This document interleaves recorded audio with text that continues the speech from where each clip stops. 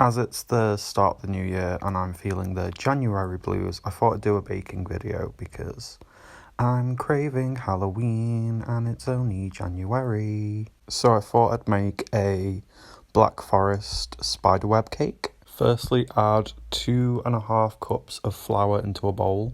Then the recipe calls for 2 1/4 teaspoon baking powder, but I just put a teaspoon in. Add 3/4 cup butter. The original recipe didn't actually call for oil, but I put a 1/4 cup oil in because it makes the cake moist. Add 1 2/3 cup sugar. I don't know why these measurements are really awkward. Add 3 eggs. Add as much vanilla extract as you like. I always take the Mary Berry measurement and just measure with my heart.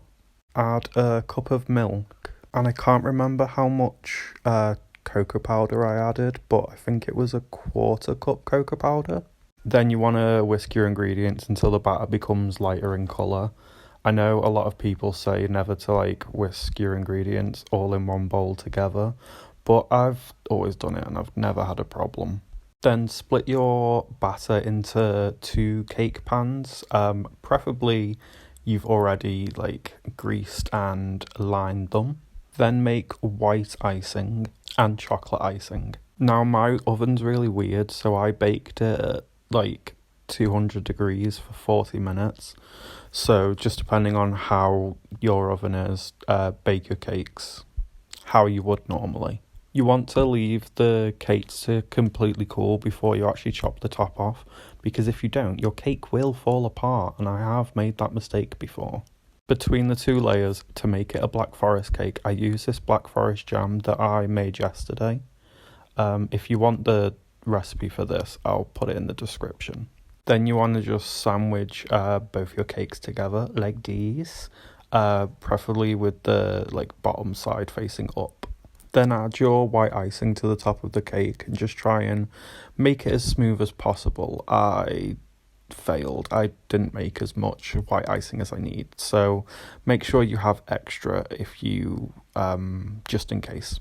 Now you need to pipe your chocolate icing on top of the white icing. I did not have a piping bag, so I just used a sandwich bag that I cut a hole in, but I will be buying some more piping bags for the future because this was, as you can see, this was a mess. Then lastly, you just want to get a skewer, or I used I don't know what it's called, something you dip in the cake to see if it's ready.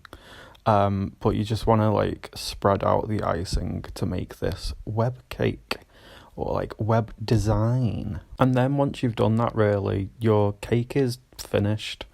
I'm planning to do some more baking videos like this because I do get the Halloween inspiration throughout the year, so I will be doing more Halloween baking videos. So I hope you like that.